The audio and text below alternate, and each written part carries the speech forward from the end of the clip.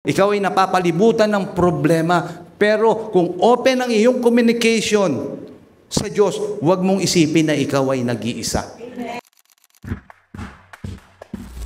Ephesians chapter 6 verse 12. Sabay-sabay po nating basahin ulit. For our struggle is not against flesh and blood, but against the rulers, against the authorities, against the power of this dark world, and against the spiritual forces of evil in the heavenly realms. 13. Therefore, put on the full armor of God, so that when the day of evil comes, you may be able to stand your ground, and after you have done everything, to stand. 14. Stand firm, then with the belt of truth buckle around your waist, with the breastplate of righteousness in place. 15. And your feet shod with the preparation of the gospel of peace. And then 16. In addition to all this, take up the shield of faith, which you can extinguish all the flaming arrows of the evil ones. And then 17. Take the helmet of salvation and the sword of the Spirit, which is the word of God. Ito pong anim na to, makikita nyo ho dyan sa picture, yung belt of truth, breastplate of righteousness, shoes of the gospel of grace, shield of faith, helmet of salvation, and the sword of the Spirit. Ito po yung ating mga napag-aaralan. Pero, kasi kaya ko lang sinabi ho sa inyo yan, kasi pagdating ho dyan, natatapos na po dyan, hinihinto na nila. Pero kasi meron pa pong context yan. Kaya ito po yung ating susunod na pag-aaralan. Pero, ulit, sana, hingi lang ulit ako sa inyo ng request na ito man na pag-aaralan natin to, alam po, halos makabisado nyo na yung Ephesians chapter 6 na yan, no? Talagang napakaganda yung ating biyayang na pag-aaralan natin, yung armor of grace. Itong mga ito, sana po ma-share natin sa ating Facebook, sa inyong social media, para rin po yung iba makapakinig din po. Andiyan naman po yan sa YouTube, sa FB ho natin. Pwede po ba yun? Share po natin. Ganda po ng mensahe ng ating Diyos dyan sa armor of grace. Kaya ito ulit, sabi ko, yung dyan at nahihinto sila, no? Pero tingnan rin natin yung context. Kaya ito, ating pangpito, the armor of grace, yan, the power of prayer. Kasi, itong anim na to, kailangan mabigyan yung armor na yan, mabigyan rin ng siyempre nung power or yung communication. Paano nating magagamit yan? Kailangan nakasuot, and then, di ba, hawakan mo yung shield mo. Paano kaya yun? Through prayer. Prayer actives the armor. Itong mga armor of grace na nakasuot sa atin, yung kinukuha natin, na-activate yan through prayer. Kaya, di ba, pag ang isang sundalo, pag nakikipaglaban, kailangan open ang kanilang communication. Communication niya dun sa headquarters ng mga kakampi niya, halimbawa, dun sa military, sa AFP, kailangan open ang kanyang communication dun sa headquarters ng army. Kasi, pwede kasing pag ikaw nakikipag-battle ka, pag ikaw ay napapalibutan ng kalaban, di ba? Matatakot ka na. Anong dapat mong gawin? Tumawag ka. Tumawag ka sa headquarters mo. Para yung communication nyo, may mga dumami ang kalaban. Kaya pwede kayong magpadala rito ng mga tauhan pa or mga army pa para kami matulungan. Kasi ganyan po, kailangan po natin ng open communication. Kaya yung prayer natin, through God, sa atin naman, sa battle natin dito, sa mundong to, alam po natin talagang napakagulo ng ating mundo. Kailangan open ang ating communication sa Diyos. Tayo ay makakahingi ng tulong sa Kanya through prayer. Kaya, beloved, kahit ikaw ngayon, ito isipin mo, ikaw ay napapalibutan ng problema, Pero kung open ang iyong communication sa Diyos, huwag mong isipin na ikaw ay nag-iisa. Amen. Kasi nasa iyo na yung armor of grace. Paano mo ngayong i-activate yan? Through prayer. Yung faith mo, Lord, talaga itong mga maraming binabato sa akin ng kalaban. Kailangan ko sa laging to, Lord. Pero alam ko, andyan ka. Andyan ang yung biyaya. Yung salvation na naisip sa'yo, ibibigay sa'yo ng wisdom ng Diyos yan. Yung wisdom na yan, yung helmet of salvation. Ngayon, yung kinatatayuan mo, lalo kang tatatag. Dahil alam mo, nasa biyaya ka ng Diyos. Ibig sabihin, yung armor of grace mo, active through prayer. Amen. Kaya atin pang pag-aaralan pala natin yan ng mas malalim. Without prayer, none of the armor aspect avail us. We must put them on true prayer, wield them in prayer. For the prayer is the power of God at work in the life of the believer. Yan ang ating buhay. Kaya yung mga believer, kailangan nating mag-pray. God is just a prayer away. God is just a prayer away. Yun lang. Communication lang natin yan sa Kanya. Manalangin lang tayo. Jesus' finished work allows you come into God's presence and have constant communication with Him. Ano mang kahirapan sa mundong to, kailangan talaga natin ang tulong ng Panginoong Hesus. Ito'y pamamagitan ng ating pananalangin sa Kanya. Tayo humingi, lumuluhod tayo sa Kanya. Tayo'y nagpapakumbaba sa Diyos. Hebrews 4:16, let us therefore come boldly to the throne of grace that we may obtain mercy and find grace to help in times of need. Kaya tayo lumapit tayo sa Diyos na malakas ang loob. Tayo'y nagtitiwala sa Kanya, sa tinapos Niya sa krus ng Kalbaryo. Alam natin na hindi tayo pahihindian ng Diyos. Dahil paglapit natin sa Kanya, makakatanggap tayo ng biyaya. Pag tayo'y nakikipag-usap sa Kanya, bawat panalangin natin sa Kanya, yes and amen. Diba? Sabi diyan, come boldly. Ibig sabihin, lakasan natin ating loob. Huwag tayong mahihiya. Hindi ka susumbatan ng Diyos. Ano man ang mga karumihan man nagawa mo noon, ano man ang kamalian na nagawa mo noon, hindi na niya aalalahanin yun. Basta alam niya, nasa iyo si Kristo, tinanggap mo ang Panginoong Hesus bilang iyong Panginoon tagapagligtas at ang banal na Espiritu Santo ay nasa iyo. Ang Panginoong Hesus, yun ang tinitingnan niya, yung nasa iyo. Hindi yung mga gawa mo. Kaya ngayon makakapasok tayo sa trono ng biyaya ng Diyos. Amen? Kaya tayo ay makakalapit. Yes and amen. Dahil alam natin sa harapan ng Diyos tayo ay matuwid na. Hindi katulad ng Old Testament. Nung Old Testament talagang hirap na hirap ang mga tao. Kailangan muna nilang mag-alay.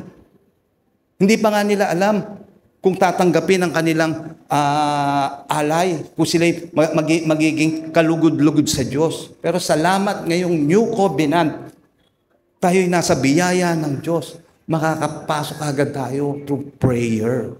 Dahil nga tinapos na ng Panginoong Hesus sa krus ng Kalbaryo.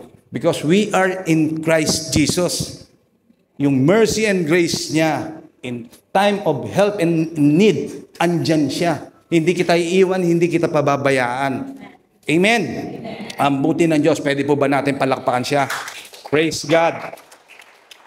Yan ang dapat lagi nagsisink in sa ating isipan, na mabuti ang Diyos, mahal na mahal tayo ng Diyos. Hindi niya tayo iiwan, hindi niya tayo pababayaan. Ephesians 6:18. And pray in the Spirit on all occasion, with all kinds of prayer and request. Tingnan nyo With this in mind, be alert and always keep on praying for all the Lord's people.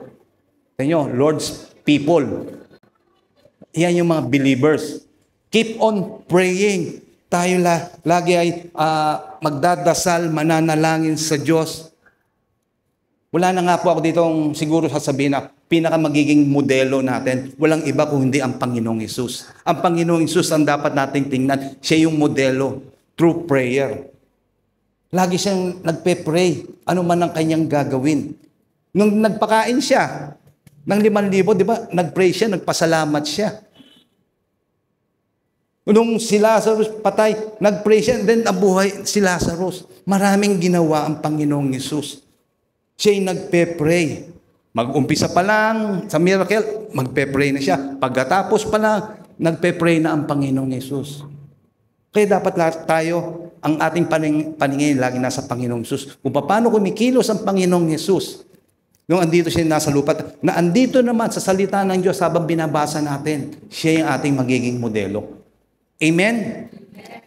Bawat desisyon, kaya sa atin buhay ito, bawat desisyon natin, pray tayo. Lord, alam ko bibigyan mo ko ng wisdom. Kasama kita. Ikaw ang nabubuhay sa akin.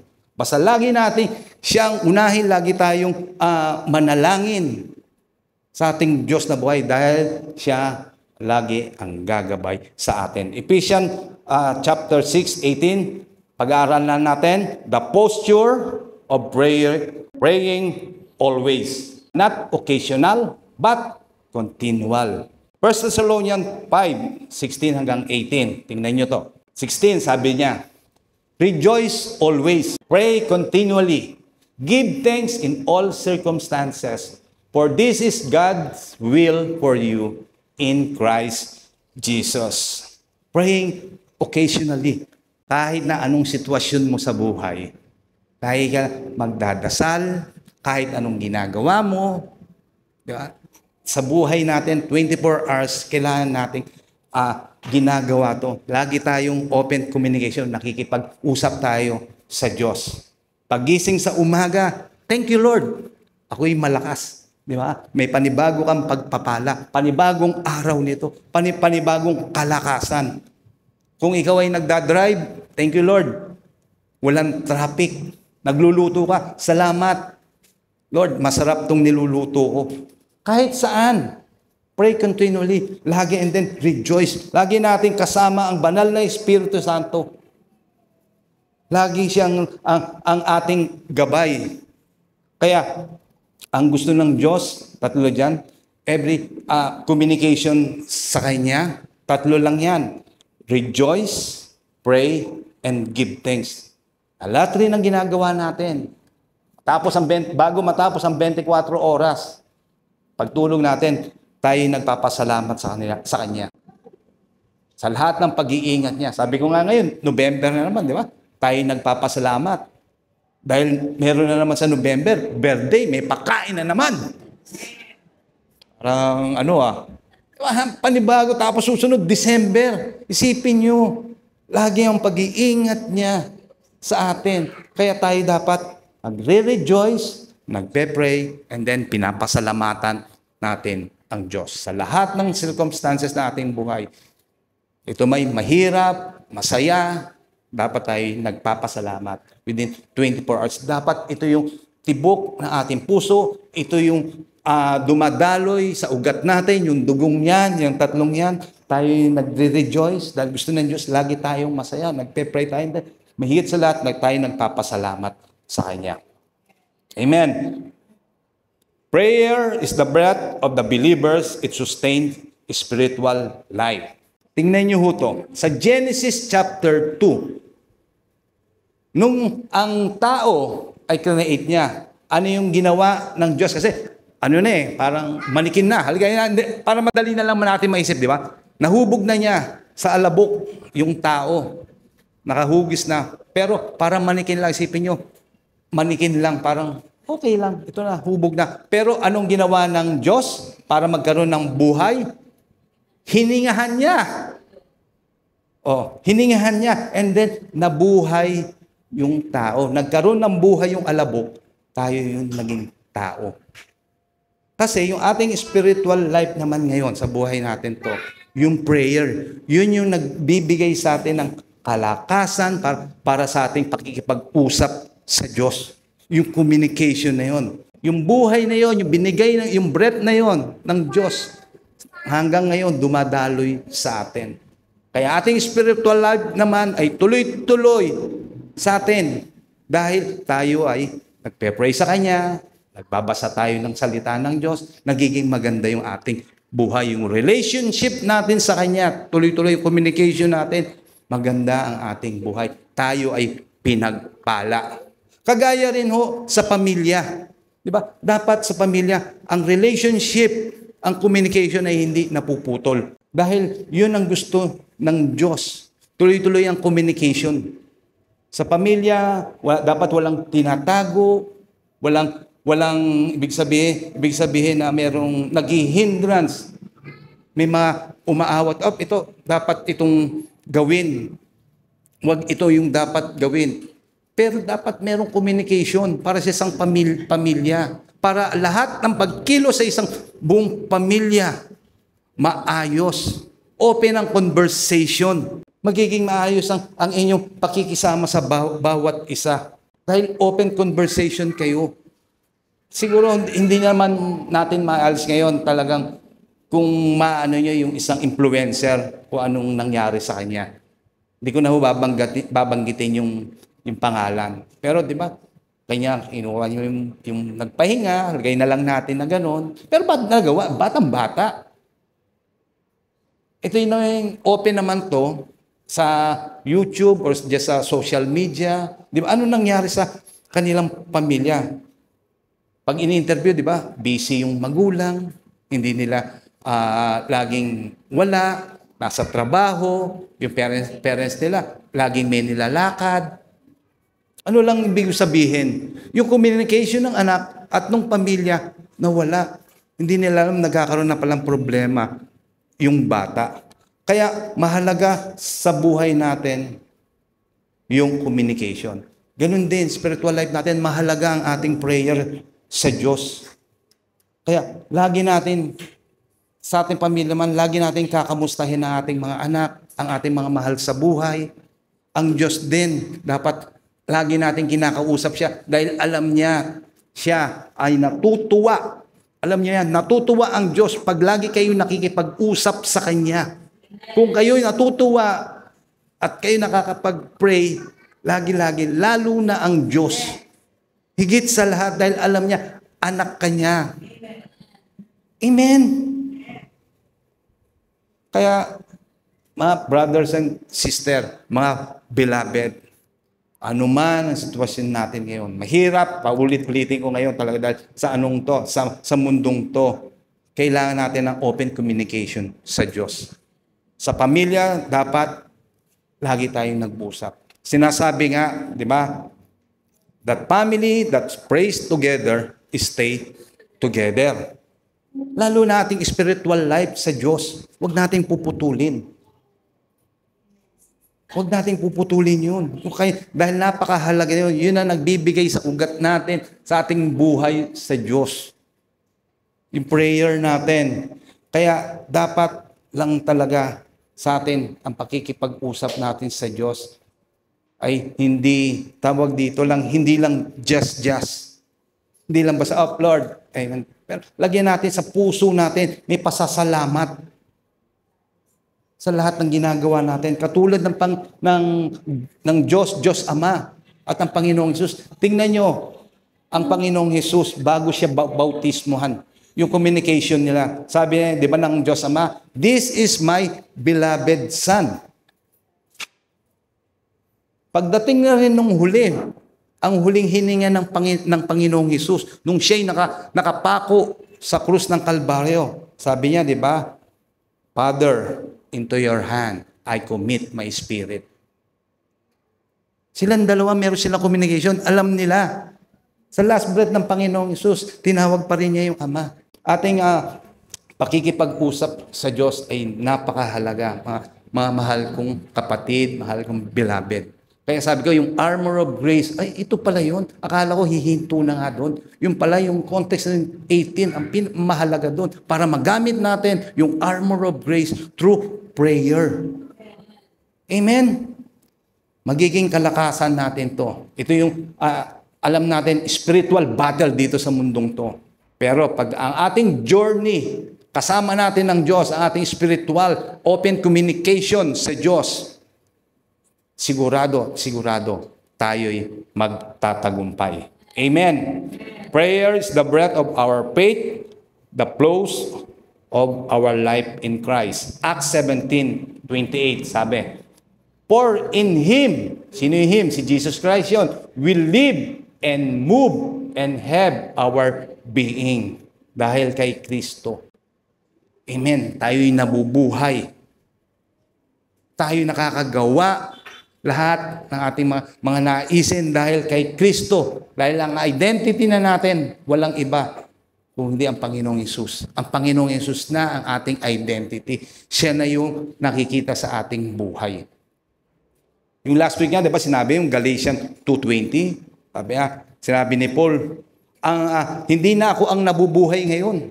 Kung hindi, si Kristo na. Siya na ang nabubuhay sa sarili ko. Kaya dapat ngayon, ang buhay natin ay si Kristo na.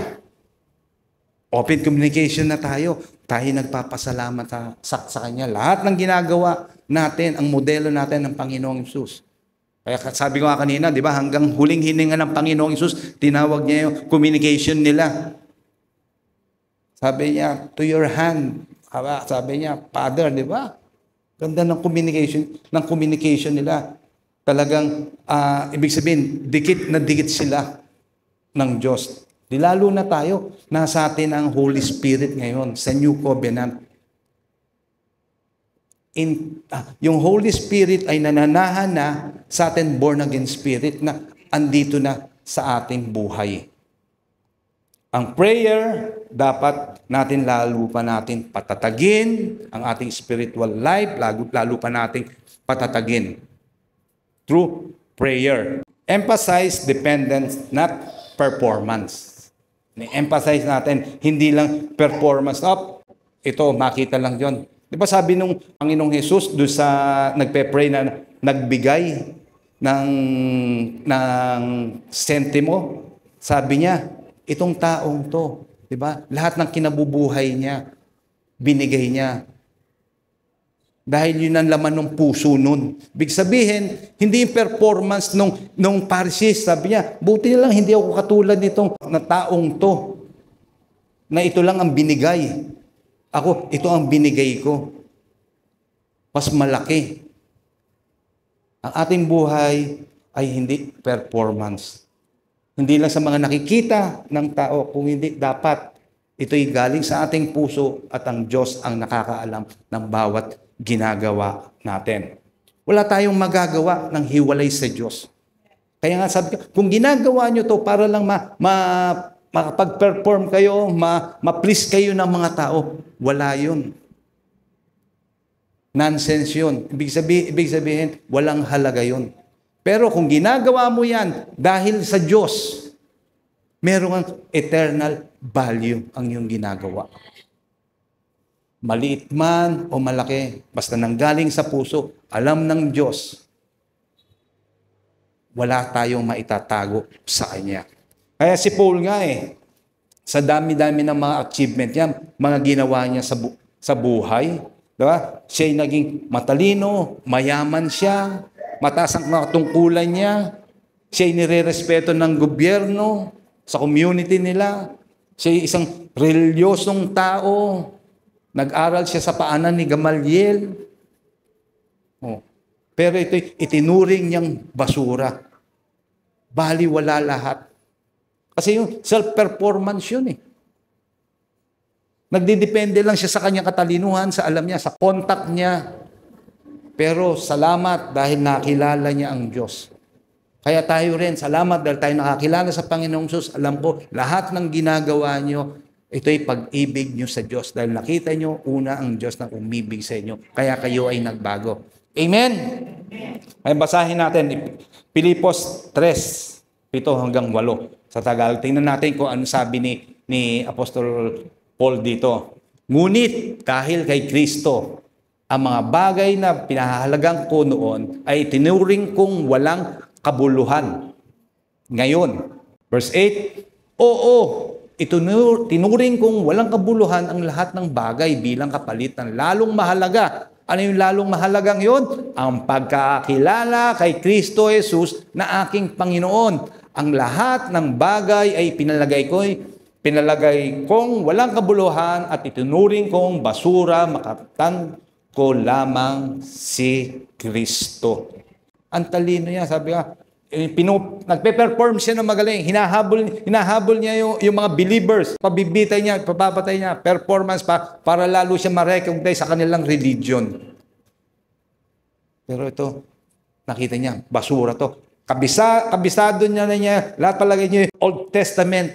Lahat ng mga sulat doon, bawat letra. Pero tinuri niyang basura to. Dahil wala sa kanya ang Panginoong Yesus. Pero sinabi niya, tinuri yung basura to. Gusto lang niya, makamtan ko lamang si Kristo. Tayo din. Tayo, nasa atin ang Panginoong Yesus. Kaya ano pa dapat natin gawin? Pamuhay natin, pakita natin mga believers na si Kristo ang nabubuhay sa atin. Nakakaiba ang mga believers ni Kristo. Amen? Kaya makikita nyo, pag self-performance, ang yaman-yaman na. Kung ano-ano pa ginagawa. Hindi na makontento. Hindi lang milyon, hindi lang bilyon, trilyon na ang ninanakaw.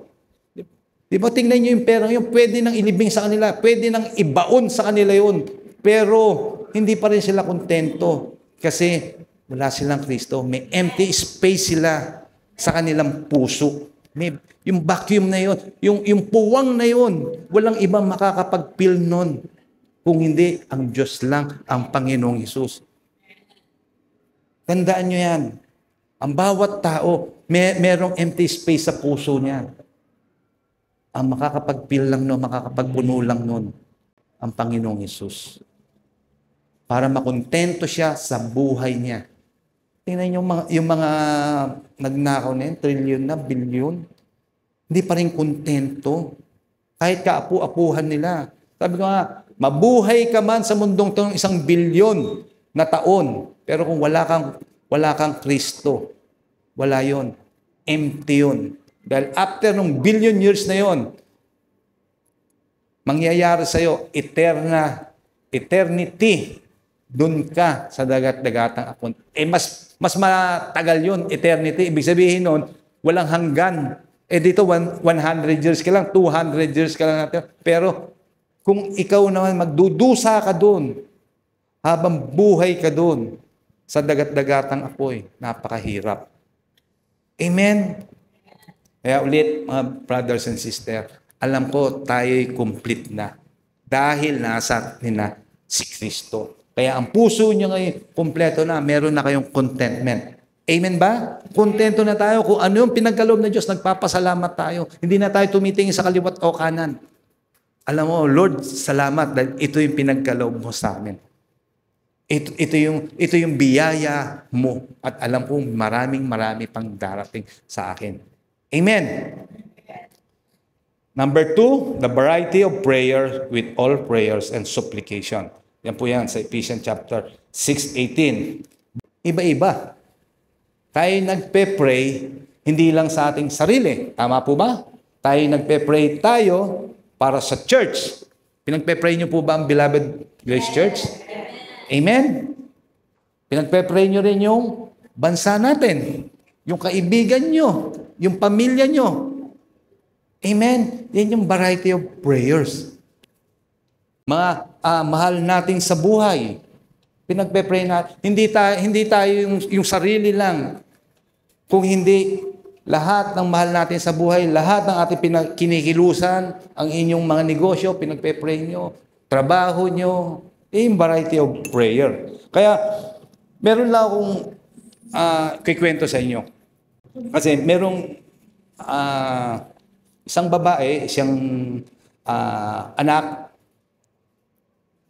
nagpe-pray siya. Sabi nga niya, lahat pinagpe-pray niya. Sabi niya, Lord, alam niyo naman po, wala akong hinihiling sa inyo. Talaga pinagpe-pray ko ang aking mga kamag-anak, mga mahal ko sa buhay, ang aking mga kaibigan. Wala akong pinagpe-pray sa sarili ko, kung hindi sila lang.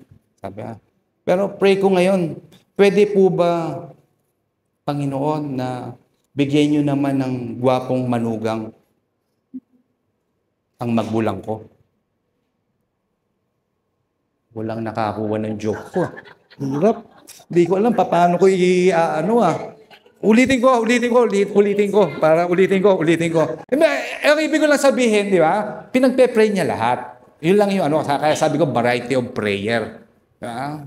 Hindi man yung sarili niya, dinaan lang niya ako sa dinaan lang niya sa iba. Pero di ba, naghahanap siya ng gwapong mapapangasawa. Ayun. Nakuha niyo na yung yung doon lang. Hindi siya sinasabi niya direct kay God. Pinadadaan lang niya sa iba.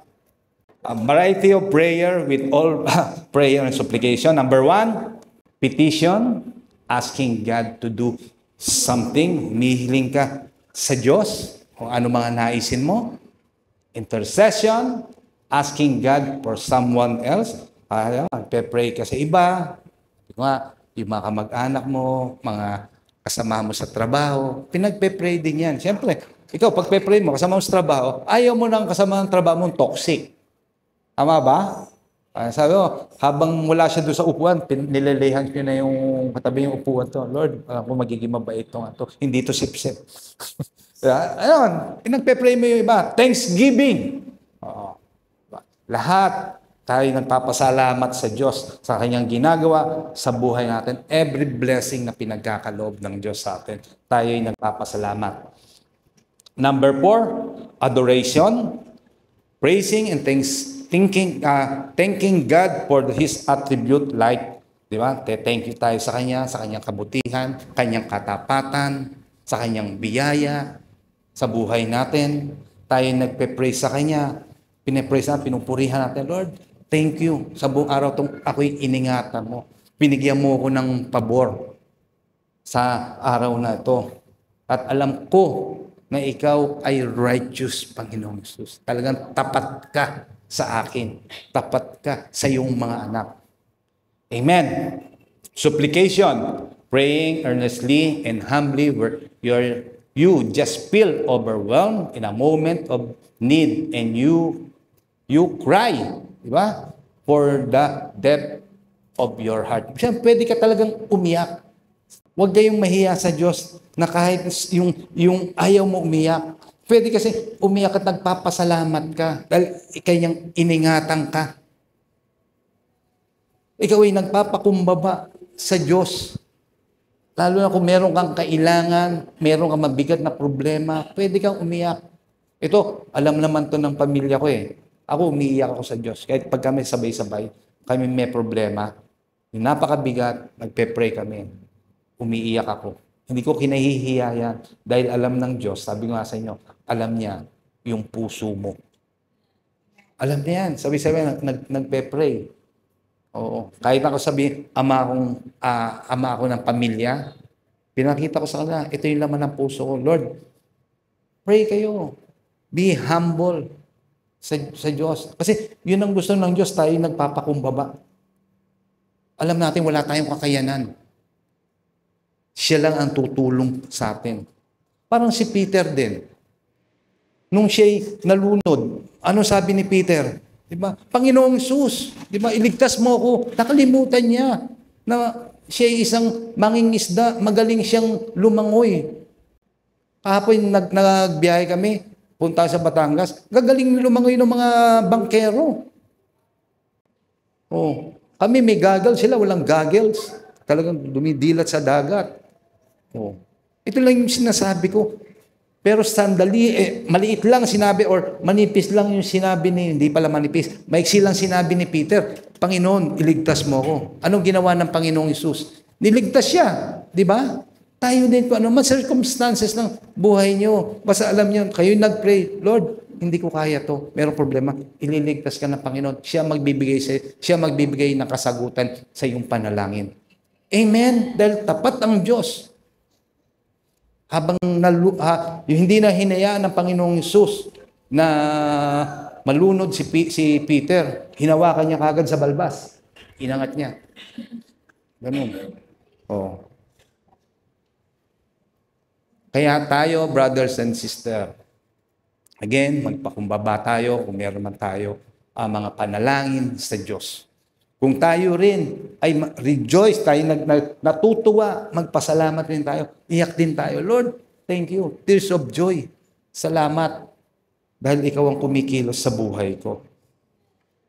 Philippians 4:6, be anxious for nothing, but in everything by prayer and supplication with thanksgiving, let your requests be made known to God.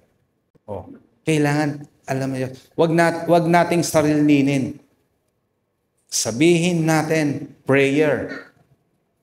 Sabi ko nga kanina, yung iba talaga, meron laging thanksgiving. Magpasalamat tayo. Hindi man natin nakikita pa yung resulta, pero tayo nagpapasalamat na sa Kanya. Amen? Kung meron ka nararamdaman, nakita mo, Lord, salamat dahil pinagaling mo na ako, itong karamdaman to. Okay, meron ka nararamdaman, pero pinapasalamatan mo na siya sa kagalingan na tinanggap mo. Thanksgiving lagi. Tayo magpasalamat sa lahat ng ating panalangin sa Kanya. Yung communication natin sa Kanya. Thank you, Lord. Kaya ang ganda nga kanta ni Don Moen, di ba? Thank you, Lord. Yun lang yung alam ko. Thank you, Lord. Oh. Psalms 86 verse 6 and 7. Give ear, O Lord, to my prayer, and attend to the voice of my supplication. In the days of my trouble, I will call upon you, for you will answer me. You know, yan na yung sabi ng Diyos. Sasagutin niya lahat ng ating panalangin. Aspect of prayer, number 6 naman, conversation. Simply talking to God about what going on in your life. Para natin kinakausap. Simple lang ang posture natin sa Diyos. Ang Diyos naman hindi naman siya, kailangan nakaluhod ka. Kailangan bakbak na yung tuhod mo. Hindi naman ganun ng Diyos. Kailangan lang. Kung saan ka komportable, okay sa Lord yun. Hindi yung action natin. Kung hindi, ang puso ang tinitingnan ng Diyos. Lord, alam mo ngayon talagang napakasaya ko. Salamat, talagang gumagano ka pa. Dahil nakapag-share ako dito sa taong to, sa kapitbahay ko. Nakilala niya si Kristo. Amen. Kahit na anong posture mo. Sabi ko, kahit nga naguhugas ka, okay lang yun. Magpasalamat ka sa Kanya. Kahit anong mga ginagawa mo, nagluluto ka. Thank you, Lord, sinagot mo yung prayer ko. Magre-reduce ka. Kahit nasabi, di ba si David nga napagkamalang, siya, di ba? Baliw. Nag-worship siya, nagpapasalamat siya. Then, number 7, confession, praying according to the truth of word. Ito yung rima na sinasabi ko. Pag ang ating salita ng Diyos, ating binasa, na makat sa ating puso, sa ating isipan, alam natin, pinanghahawakan natin yun. Sabi, thank you Lord, ako ay ngayon ay matuwid na. Nabasa ko dito yun. Ito yung nagrima sa akin. Kaya anuman ang mga sitwasyon na aking buhay, salamat dahil ako'y matuwid na sa paningin mo, Panginoong Hesus. Thank you po, Lord Jesus. Alam ko, nagkakamali ako, pero ako'y yung tinutuwid sa aking mga kamalian ko at ako'y kahit kailan hindi mo na ako susumpain or hindi mo na ako ituturing na kaaway kung hindi ako ituturing mo ng anak mo dahil sa Panginoong Hesus. Amen. Ganun yung confession ng faith mo. Pinapanampalatayaan mo ang ginawa ng Panginoong Hesus. Kasi alam nyo, kung sino lang ang mga nagnunumbat sa atin, yung mga taong walang Kristo. Ganyan ba yan? Ganyan ba yung born again na yan? Tingnan mo nga kung paano yung kanyang buhay. Pero tayo na may binabago ng Panginoong Hesus araw-araw. Yung ating mga pagkakamali ay tinutuwid ng Diyos ang buhay natin. Tayo ay natatalsikan. Sige, natatalsikan tayo ng putik pero hindi tayo naglulublob sa putikan. Amen? Kaya lahat ng ating nababasa sa salita ng Diyos. Ito'y ating pamuhay, paniwalaan natin. Kaya sabi ko, lagi nyo i-reject. Ako lang kanina, ipapatotoo ko lang sa inyo. Kagabi, okay, yung tenga ko kasi nag-dive kami, nagkaroon ng parang maingay. Kasi halos ang lalim nun. Pero 3 o'clock, talaga na madaling araw, yung puso ko tugtug, parang kinakabahan. Tapos yung tenga, gumaganon siya, parang may tubig. Sabi ko, magtuturo ako ngayon. Sabi ko, Lord, paano to? Sabi ko, tuturo. Pero, nireject ko yun. Sabi ko, Lord, alam ko, ikaw ang kumikilos sa akin. By your stripe, I am healed. Sabi ko, 3 o'clock, madaling araw. Ando kami sa kwarto, bumaba ako. Nag-communion ako. Ang ginawa ko lang, sabi ko, mag-pray ako, communion ako. Tapos, may tinuro lang sa akin, ganun mo yung ilong ko, para lumbas daw yung hangin. Pag isang beses, pumutok, nawala, nakatulog ako. Kaya andito ako ngayon. Amen. Di ba? Paniwalaan natin. Sabi niya, yung 1 Peter 2:24, by your stripe, I am healed. Lagi natin, ipamuhay natin yun. Namnamin natin yun. Totoo yun. Ang Diyos ang nagpapagaling sa atin. Sa kanyang mga sugat, tayo'y magaling na. Amen. I-confess natin, tayo maniwala, panampalatayaan natin ang mga salita ng Diyos, ng ating Panginoong Hesus. Amen. Number 8, praying the Spirit is a gift that is unique to the new covenant, praying in tongues. Tayo po, sa praying in tongues, ito po, huwag ho kayong mag-alala. Kung hindi kayo nagpe-praying in tongues, save pa rin po kayo. Buti na nagkakaunawaan po tayo. Ito kasi yung praying tongues, sinasambit mo na hindi mo naman naintindihan, pero ang Diyos ang nakakaalam at na-advance mo yung prayer mo. Halimbawa, kung may mga mangyayari, di ba? Kasi, ano yan tawag dito, advanced prayer na may mga mangyayari sa'yo dahil binabanggit mo yun na hindi mo naman naiintindihan. Pero ang Diyos, ang banal na Espiritu Santo, ang nakakaintindi, nalalaman niya yun. At tandaan nyo to, ang praying in tongues, hindi kahit kailan alam ng dyablo. Hindi niya alam yan.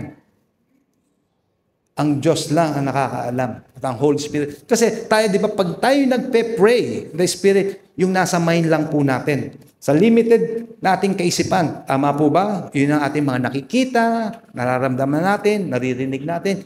Yun ang ating mga sinasabi, pinagpe-pray natin. Pero pag Holy Spirit praying in tongues, talaga siya ang magdadala nito sa Diyos. Ang Holy Spirit ang Diyos. Kaya it's a gift. Regalo yan. Kaya, pwede nating hilingin yan. Hilingin natin, Lord, pwede mo, bigyan niyo ako prayer in tongues. Yung gift na yan para sa mga believers. Yan ay open. Ito'y tinatanggap lahat ng mga believers that this is the gift of the Holy Spirit. Hilingin po natin, asamin natin sa Holy Spirit na tayo bawat prayer natin in tongues.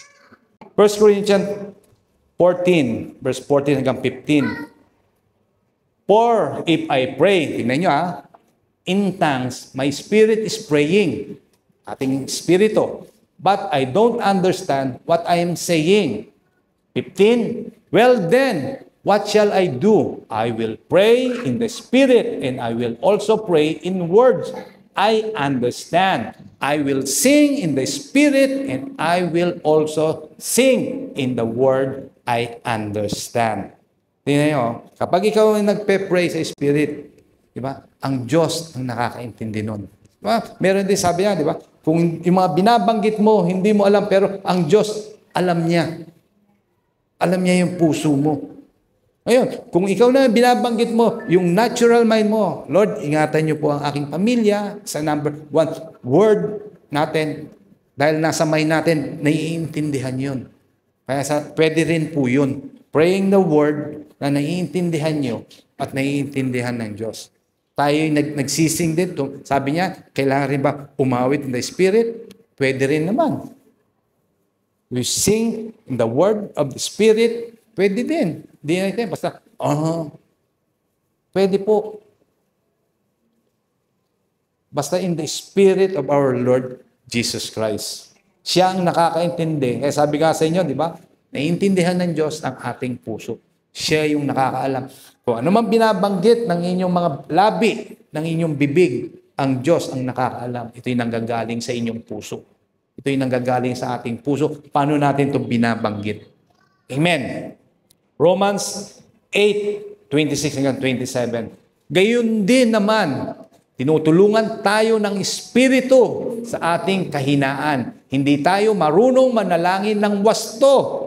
Ngunit ang Espiritu mismo ang dumaraing sa paraang hindi kayang bigkasin ng salita. Ang linaw po, di ba? Tayo minsan, kaya minsan nga, bigla na lang kayong tumatahimik eh. Pag kayo nagpe-pray, bigla, oh Lord. Pero yung isip mo kumakain, nagpe-pray in tongues, hindi nyo lang nilalabas. Pero ang Diyos ang nakakaalam nun. Hindi natin alam. Pero salamat sa Espiritu Santo. Siya yung nagko-connect sa mga hindi natin nabibigkas na salita. Ang banal na Espiritu Santo ang nakakaalam ng ating mga naisin na ating ipag-pray. 27, at ang Diyos ang nakakasiyasat ng ating mga puso, ang nakakaalam ng ating kaisipan, ng Espiritu sapagkat ang Espiritu ang namamagitan para sa mga banal ayon sa kalooban ng Diyos. Ang Espiritu ang namamagitan. Sino ba dyan yung mga banal dyan? Amen. Di ba yung mga believers? Ako rin dati ganun Google, pe-pray ako, tapos bigla na lang akong hihinto. Talagang magpo-post ka na lang ganun. Oh, Lord. Yung pala, yung mga hindi mo masasambit, ang banal na Espiritu ang magsasabi. Siya yung nakakaalam ng puso natin. Kaya sa ito lang, wala tayong maitatago sa Diyos. Lahat alam niya. Amen? Again, sana request natin or ating naisin na tayo makapagkaroon ng prayer in tongue. Sa tongue. Dahil ito'y nagiging advance ng ating prayer. Mas maganda. Mas bentahe. Bentahe rin ng mga believers. That is a gift. Merong mga gift na pinagkakaloob ang Diyos. Babanggitin ko lang ulit ha. Don't worry. Kung wala kayo, hindi kayo nakakapag-speaking in tongue, save pa rin naman po kayo. Amen? Pero ito ay regalo. Kung nais nyo magkaroon, pag-pray nyo, Lord, bigyan nyo po ako ng speaking in tongue. Amen? Ano ang magagawa ng prayers sa atin? Prayer is our communication line with God. Through prayer, we are kept far from temptation. Prayer is our shield of protection. In prayer, we overcome all things. Amen? Ang ganda po niyan. Tayo, ang communication natin sa Diyos. Talagang lagi dapat open. Makakapagsalita tayo, pag thank you. Alam mo, nagiging, yung bread natin, di ba, pag kayo, ay, salamat. Nakakapagpa-release, nakakapagpagaang ng loob. Yung gano'n, ginagawa nyo ba yon? Parang ako lang Lalo yun yung bread na yun talaga. Oh, thank you, Lord. Kasi, yung napakaganda, yung sabi nga, yung bread na nagbibigay sa atin. Yung bread no, yun yung Panginoong Jesus, yung kanya Espiritu. Ay Lord, salamat. Napagtagumpayan ko to. Salamat natapos tong araw na to. Salamat ako'y malakas. Amen? Salamat at tapos na to. Di ba? Okay, maraming salamat. Pero siyempre, meron tayong beloved walk. Beloved walk, number 1. Make prayer your lifestyle, not just crisis response. Prayer means, kinukultivate din natin Di ba? Lifestyle. Kailangan natin ginagawa. Kung paano ginagawa nyo sa araw-araw, dapat ganun din ang prayer natin sa Kanya. Magiging lifestyle natin. Yung gagawin natin, morning, thank you tayo. Diba? Pagdating ng hapon, tayo nagkakaroon ng intercession. Lord, salamat ha. Dahil talaga ang buti-buti mo. Pagdating ng evening, meron tayong reflection. Salamat Lord, simula umaga pa lang hanggang ngayong gabi, iningatan mo na ako. Tuloy-tuloy ang communication nyo. Tuloy-tuloy ang pakikipag-usap nyo sa Diyos. Number 2, praying the Spirit, that's just emotion, in known word, and in tongue. Lagi lang natin, sabi ko nga, ang Holy Spirit ang mag-guide sa atin. Sa lahat ng ating mga ginagawa, hindi man natin alam ang ating sasabihin, pero ang Holy Spirit na nasa atin, siya yung magsasabi sa inyo. Kahit na feeling nyo ngayon talagang pagod na pagod kayo. Feeling nyo parang hirap na hirap kayo, pero andyan yung Holy Spirit nagbibigay sa inyo ng kalakasan. Siya yung magbibigay sa inyo ng katatagan. Siya yung mag-guide sa inyo sa mga word na dapat nyong sabihin. Amen? Dahil ang Spirit ang maglilid sa atin through prayer. Dahil kasama natin ang Holy Spirit. And number 3, be watchful. Stay spiritual alert. Lagi nating bantayan, lalo-lalo na ang ating puso. Sa gulo ng mundong to, maraming mga nanunukso, maraming spiritual attack. Paglabas pa lang dito, pag tatawid ka pala, magagalit na kagad dyan yung sweet potato motor. Diba? Ikaw na yung huminto, tapos sabihin kung ano-ano pa. Hindi ka tumitingin sa tatawiran mo. Makikipag-away na. Maraming spiritual attack, pero dapat watchful lagi tayo. Kaya sinasabi ko, dapat lagi natin i-apply sa buhay natin yung ating mga napag-aaralan dito sa Beloved Grace Church, sa church. Dapat lagi tayong nakatuon ng ating isipan, ang ating mata sa ating Panginoong Hesus dahil siya ang ating modelo. Dapat maging tawag dito, walking Bible tayo. Mahirap, pero ito'y makakayanan natin dahil sa biyaya ng Diyos. Amen? Dahil maraming mga tukso dito sa mundong to, pero dapat nating paglabanan through prayer. Wala naman tayong kakayanan. Pero salamat dahil ang ating komunikasyon sa Diyos, open ang ating prayer lagi. Siya ang unang nagmahal sa atin. Tayo ngayon, ang ating buhay nagiging payapa. Amen? Ulit, ating basahin, ating mga napag-aralan. Pwede ba sabay-sabay nating basahin? Number 1, yung posture of prayer. Praying always. Number 1, not occasional but continual. Number 2, prayer is the breath of believers. It sustains spiritual life. Number 3, and then yung number 2, yung variety of prayer with all the prayers and supplication. Yan, yung 8. Ano yan? Number 1, petition. Number 2, intercession. Number 3, number 4, and number 5, supplication. Number 6, number 7, confession. And number 8, ating beloved thought, through prayer. Pakibasa, sabay-sabay. Through prayer in Christ, I am surely protected, empowered, and victorious.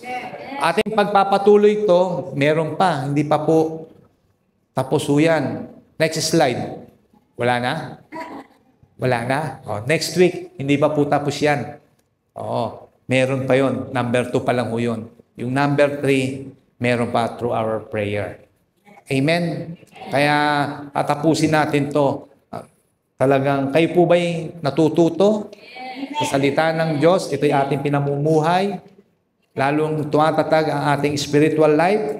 Amen?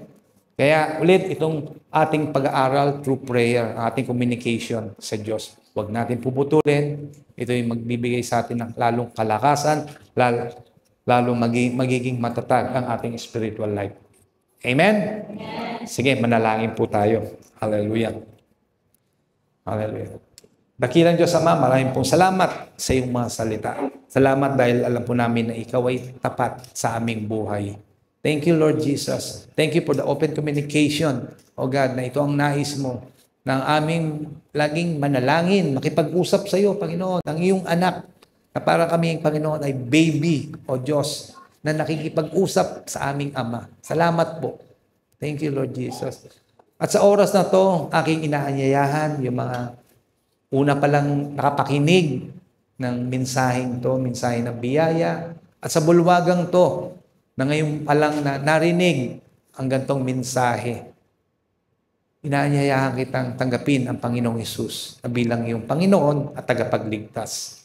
Samahan mo ako sa isang maiksing panalangin. Panginoong Hesus, sa oras pong to, tinatanggap kita bilang aking Panginoon at tagapagligtas. Kayo na po ang maghari sa aking buhay. Alam ko, wala akong kakayanan iligtas ang aking buhay. Kaya tinatanggap kita, Panginoong Hesus, aking tagapagligtas ng aking buhay. Isulat mo po ang aking pangalan sa aklat ng buhay. Kayo na po ang maghari sa akin. Salamat po, Panginoong Hesus. Ako na lang mananalangin. Panginoong Hesus, batid mo ang panalangin na aking kapatiran, na tinanggap ka bilang Panginoon at tagapagligtas, O Diyos. Dito sa nanonood sa podcast, kayo po ang manguna sa kanila, Panginoon. Kanilang binanggit ang iyong pangalan bilang Panginoon tagapagligtas nila. Thank you, Lord Jesus. Alam ko na kayo po ang gagabay sa kanila sa lahat ng kanilang mga gagawin, O Diyos, sa kanilang buhay. Alam po sila, lagi mo nang iingatan bawat gagawin nila. Maraming salamat po dahil tapat ang iyong pag-ibig sa amin, sa kanila. Salamat po, Panginoong Hesus. Sige po, pwede po tayong tumayo, tayong manalangin. Thank you, Lord Jesus. Hallelujah. Hallelujah. Thank you, Lord Jesus. Dakila ang iyong pangalan. Thank you po sa iyong mga salita na aming mga napag-aralan. Tapat ka sa aming buhay. Thank you, Lord Jesus. Kaya sa oras pong to, God, kami naniniwala at nananampalataya ng buong isang linggo, O Diyos, na kami iningatan mo na at kami pinagpala mo na, Lord, ang aking mga kapatiran na andito. Sila'y iningatan mo na, O God, sa lahat ng kanilang gagawin, O Diyos. Sila'y pinagpala mo na. Thank you, Lord Jesus. Anumang aspeto kanilang larangan na gagawin, pinagpala mo na. Negosyo, sa eskwelahan, Panginoon, mga estudyante, sa trabaho. Lord, ang iyong pabor ay laging sa kanila. Thank you, Lord Jesus. You know their heart, O Lord Jesus. Salamat. At ulit sa panibagong buwan na to, kami ma-amaze, Lord God, dahil marami ka pang ipagkakaloob na biyaya sa kanila, sa kanilang buhay, sa kanilang pamilya, O Diyos, na sila ay ma-amaze na lang na makikita na Ikaw, O Diyos, ang nagbibigay lahat ng pagpapala, kaluguran, Panginoong Hesus. Thank you, Lord Jesus. Sa kanilang buhay na aking mga kapatiran na to, I speak blessing, Panginoon, sa kanila. Good health, O Lord. Walang magagawa ang kalaban in the name of Jesus. I rebuke them in the name of Jesus, Lord. Sa kanilang buhay, ang iyong kalakasan lamang, Holy Spirit, ang laging mangunguna sa kanila. Saan man po sila idako, O Diyos, sila'y iningatan mo na. Thank you. At makikita sa kanila, Panginoon, bawat ngiti ng kanilang labi, ng kanilang pisngi, O Diyos, na Ikaw, Panginoong Hesus, ang nag-ahari sa kanila. The joy of the Lord is our strength, O Diyos. Salamat sa tinapos mo sa krus ng Kalbaryo. Dahil dito, Panginoon, nare-receive namin all the blessing and favor. Dahil ito ang nais mo sa iyong mga anak.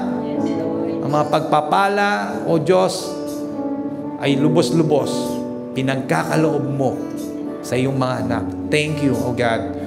Ito'y amin dinideklara, O Diyos. At nananampalataya kami na ito'y amin ng tinanggap. Thank you. We are victorious in the name of Jesus. Salamat sa katagumpayan, Panginoon, ng buong isang linggo na aming lalakaran hanggang pagbalik namin next week, O Diyos. We will rejoice. We will rejoice, O God. And we will gladden it. Thank you for your love and for your grace. In the name of Jesus, amen and amen.